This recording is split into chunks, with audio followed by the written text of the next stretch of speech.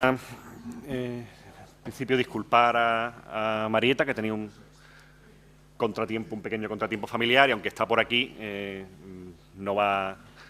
Voy a sustituirla en la presentación de la siguiente conferencia, de la siguiente sesión, que corresponde al profesor Daniel Muñoz Sempere, que viene de King's College de Londres y que es una presencia muy grata para nosotros en este congreso por varios motivos. Primero, porque este es un congreso sobre los exiliados, y no sé si saben ustedes que los exiliados liberales españoles posteriores a 1823 son los fundadores de las cátedras de literatura española y lengua española en Inglaterra y en Europa, que las primeras que se establecieron, concretamente en la Universidad de Londres, cuando se funda, hacia 1830-31, la ocupa, después de un concurso, Antonio Alcalá Galiano, y al año siguiente se funda la de King's College, y su primer ocupante es Pablo Mendívil, otro ilustre exiliado español, y en definitiva Daniel es uno de los sucesores de... no ocupa la silla de Pablo Mendívil porque él no es catedrático, pero digamos que se sienta alrededor de la silla calentada por primera vez, la cátedra calentada por primera vez por aquel ilustre emigrado que hizo tanto por la enseñanza del español en Londres en aquel momento, no en aquella cátedra, porque estuvo solamente un par de meses antes de morirse, pero en general. Y también es una presencia muy grata porque Daniel es, además de profesor en Londres, es hijo de la Universidad de Cádiz y del grupo de estudios del siglo XVIII, al que sigue perteneciendo.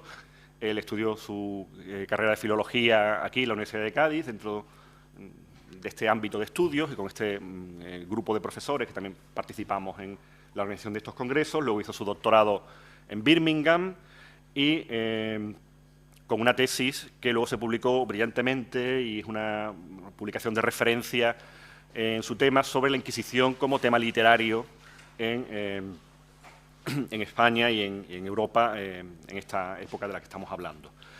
Y desde entonces, ya como profesor en el King's College de Londres, ha seguido trabajando sobre los autores y temas alrededor de estas cuestiones, de las Cortes de Cádiz, de las ideas religiosas, de la representación de la Inquisición y del oscurantismo, el costumbrismo. Pues, ha trabajado también, es uno experto en la obra de José Joaquín de Clara Rosa, y tiene diferentes artículos sobre escritores de este periodo.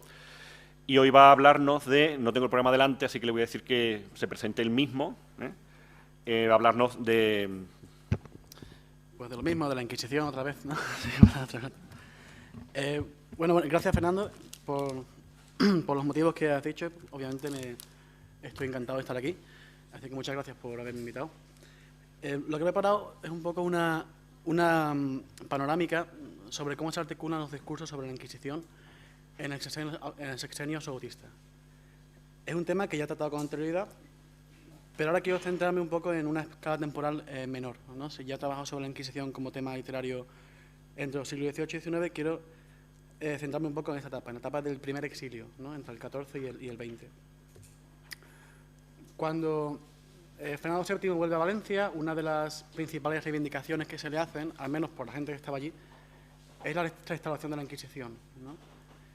Y si esta segunda restauración, la restauración de la Inquisición, es una de las medidas tal vez más simbólicas de Fernando VII, la supresión del tribunal por las Cortes de Cádiz sería una de las más simbólicas también, ¿no? Del periodo de las Cortes. Así, cuando Álvaro Flores Estrada, que estaba exiliado en Londres, escribe en 1818 su representación a Fernando VII en defensa de la soberanía nacional y la Constitución de Cádiz, uno de los argumentos principales en su vindicación de la época de las Cortes, que es lo que hace, defiende la época de las Cortes como una época dinámica y gloriosa frente al sombrío panorama de la Restauración. En esta defensa de las Cortes, Flores reconoce que muchas de las medidas de las Cortes no pudieron implementarse del todo, que el rey había deshecho toda esta obra legislativa, pero que había habido una victoria de mucho calado, ¿no? Después de este periodo. Nuestra revolución, escribe, ha conseguido que la opinión general deteste la Inquisición, los frailes y el sistema de un gobierno absoluto. Así, desde la óptica constitucionalista, la supresión del tribunal ha sido sobre todo una victoria decisiva en la opinión pública. Y esto esta vez porque uno de los legados más importantes de la discusión sobre la Inquisición en las Cortes de Cádiz es el hecho de que se somete al tribunal a una discusión pública, a un examen público. ¿Sí? Ya había existido una batalla contra la Inquisición desde el final del siglo XVIII, una batalla desarrollada sobre todo en círculos cortesanos, es decir, en los intentos de abolición de Godoy, Jovellanos, abolición o reforma. En Europa ya había existido una persistente campaña literaria contra el tribunal. Es una tradición muy amplia en la que se han citado tanto testimonios de reos inquisitoriales que bien escapan de la Inquisición o consiguen, o tras cumplir su pena, publican unas memorias en las que cuentan cómo es la Inquisición, obras protestantes y polémicas de lo que se ha llamado la leyenda negra, obras tanto galicanas como protestantes sobre la Inquisición, y posteriormente las críticas que ya conocemos a la Inquisición de la Ilustración, de la Inquisición de la novela gótica y el romanticismo. Todas estas influencias crean una imagen literaria de gran fuerza, de gran dinamismo, una imagen que es además permeable a diferentes posiciones ideológicas, ¿no? Conforma toda una paleta de colores, ¿no? Toda esta imagen de la Inquisición como el tribunal, un tribunal de crueldad y despotismo, luego tiene mucha influencia en discursos políticos, ¿no?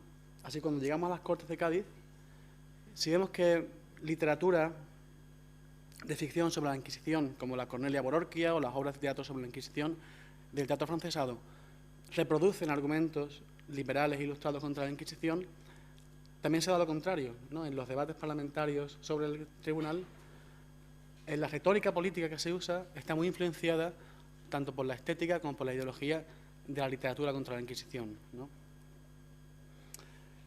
Así, si la Inquisición, como vamos a ver, pasa durante la primera emigración a ser un símbolo de la contrarrevolución, ¿hasta qué punto había sido esta un símbolo revolucionario durante la campaña para su abolición?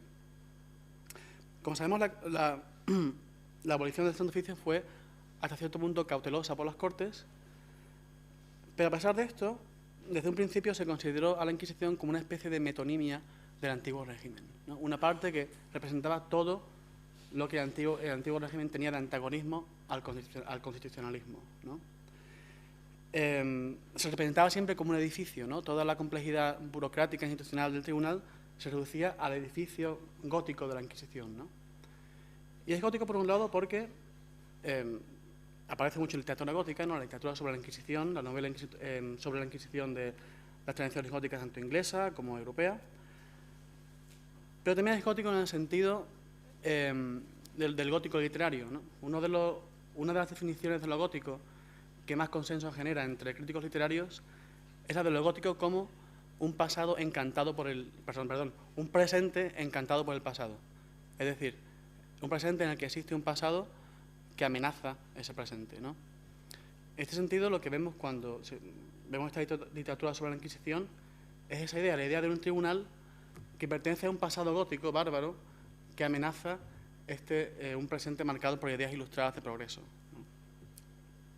Así, si miramos la literatura de estos años, es frecuente encontrar comparaciones de la Inquisición con la Bastilla, ¿no? Tanto autores como Marchena, que hablan de la Inquisición como la Bastilla de España, como literatura en Francia, que habla de la Bastilla como la Inquisición, ¿no? La Bastilla o la Inquisición francesa. Es una referencia que abunda en la época. Los debates de las Cortes, sobre todo, inciden en cómo la Inquisición vulnera los derechos del individuo, es ajena a la noción reformista del cristianismo ilustrado, y además era una institución, y todo esto desde el punto de vista doceañista, hasta cierto punto extranjera, es decir, había sido impuesta por fuerzas externas, que podían ser bien la política maquiavélica de Fernando el Católico, el Papa o la dinastía de los Habsburgo, como reforzadora de la Inquisición, ¿no? Así, si la existencia del tribunal era contraria a la Constitución, las Cortes tampoco podían dejar de proteger la confesionalidad del Estado. Es decir, cuando suprimen la Inquisición, se crean unos tribunales especiales para la protección de la religión y se mantiene la censura de obras religiosas, ¿no? Es decir, cuando miramos las tres aboliciones que hay en esta época, en Bayona, en Chamartín por Napoleón por derecho de conquista y en las Cortes, la más unívoca es la de Napoleón, ¿no? Es decir, la abolición de las Cortes se discute a veces como una especie de reforma o de cuasi-abolición, ¿no? Y si hay momentos en los que hay un desenfreno revolucionario contra los edificios del tribunal, esto es sobre todo en 1820, más que en el 12, ¿no? Así, este aspecto simbólico del Santo Oficio, como monstruo, como bastión gótico que debe ser derribado por la Revolución, se aprecia mucho mejor tanto en literatura anterior a las Cortes, en autores como Marchena, como en autores posteriores, como Larra, ¿no? Es muy conocida la amarga descripción de la lápida del Santo Oficio en Día de Difuntos de 1836, ¿no? En el que Larra vaga por un cementerio alegórico y al llegar a la Inquisición ve que en la lápida pone que ésta ha muerto de vejez, es decir, nunca pudo ser derribada por el impulso revolucionario. Por si fuera poco, Fígaro observa poco después cómo un vándalo ha escrito encima de la lápida Ministerio de Gobernación, ¿no? En referencia a la policía que se acaba de crear, ¿no? Y que Larra veía como una especie de heredero espiritual de la Inquisición, es decir, un agente que no era para el control del orden público, sino para el control del pensamiento, ¿no? Un cuerpo de persecución ideológica, ¿no? Todos estos discursos tendrían una gran influencia más adelante cuando todas estas ideas sobre la nación y sobre la cultura española se consolidan en el medio siglo y en la Restauración.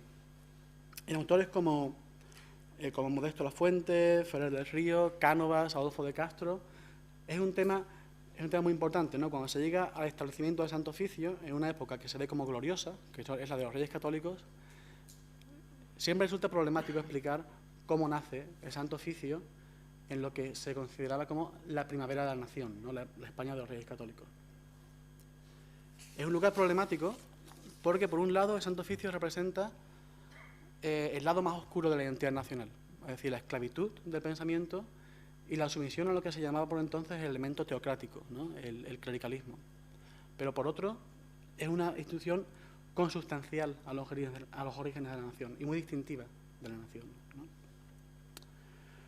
Cuando miramos a 1814, una de las cuestiones que surgen es cómo esta imagen literaria, que digo que es muy fluida, muy dinámica, evoluciona en un momento en el cual el tribunal, más que nunca, se ha convertido en brazo de la represión fernandina. Estudios recientes sobre la Inquisición en esta época muestran que hay más actividad de la que se pensaba, ¿no? Pero una actividad que es hasta cierto punto blanda con delitos tradicionales de herejía y que se ha endurecido contra delitos políticos. O sea, la Inquisición no hubiera perseguido a los diputados solo por haber sido diputados. La Inquisición persigue delitos de expresión, ¿no? Tanto la expresión de ideas contra el rey o ideas de simpatía con los filósofos, ¿no? Con Voltaire y demás, como la censura de libros prohibidos, ¿no? A pesar de que estaba en cierta crisis económica, los bienes de la Inquisición habían sido enajenados por las Cortes y nunca pudo recuperarlo todo.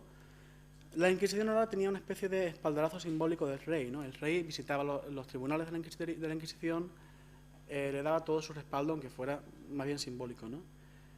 Era más que nunca el brazo ejecutorio de la represión, ¿no? Al menos en el sentido, no tanto la depuración de diputados, no la depuración política, sino en el sentido de la persecución de ideas contrarias a la monarquía. Álvarez Junco y otros han visto cómo, en un primer momento, el liberalismo evita ensañarse con la figura del rey, ¿no? Primero suponía a Fernando VII un poco víctima de Napoleón y más adelante víctima de la infame camarilla de malos consejeros, ¿no? Era un rey mal aconsejado. Cuando, según Álvarez Junco, este mito fernandino comienza a desmoronarse, es durante el primer exilio, y aquí la Inquisición juega un papel fundamental, ¿no? En este exilio es cuando empiezan a publicarse las primeras obras históricas sobre la Inquisición. La primera, la más importante tal vez, es la de Llorente, voy a dejar esto, publicada en Francia en 1817. La Llorente es una obra de carácter polémico, pero apoyada por bastante material archivístico. Llorente había sido secretario de la Inquisición, había tenido acceso a muchos archivos, así que hizo lo que puede considerarse la primera historia independiente, es decir, no institucional, de la Inquisición. La Llorente va a ser además la obra de referencia para todo durante el resto del siglo. Se escribe mucho sobre la Inquisición, pero entre Llorente y tal vez algunos estudios de final de siglo sobre tribunales particulares o la historia de Henry Charles Lee a principios del siglo XX, no existe una historia similar durante el resto del siglo, de conjunto sobre la Inquisición basada en materiales originales y archivísticos, ¿no? Ya hacia el final del siglo es alguna cosa. Esto es importante porque significa que se sabía mucho de la teoría del proceso inquisitorial, de cómo se había enunciado esta teoría tanto en la Edad Media como en los siglos XVI y XVII, que de cuál había sido la práctica de la Inquisición en los últimos siglos, ¿no? Otro ejemplo de cómo la mayor parte de esta literatura es una literatura polémica, de combate, de lucha doctrinal, es otro texto de un francés publicado casi a la vez que el de Llorente, que son las cartas de Joseph de Maistre sobre la Inquisición española. Es una defensa de la Inquisición. Lo defiende como una institución histórica propia del reino y que es fundamental en mantener la unidad religiosa y la confesionalidad del Estado. Maistre dice además que todos los excesos de la Inquisición deben atribuirse no a la Iglesia, sino al poder civil, ¿no? Como sabemos, en teoría, los inquisidores entregaban al reo al brazo secular para que se ejecutara, ¿no?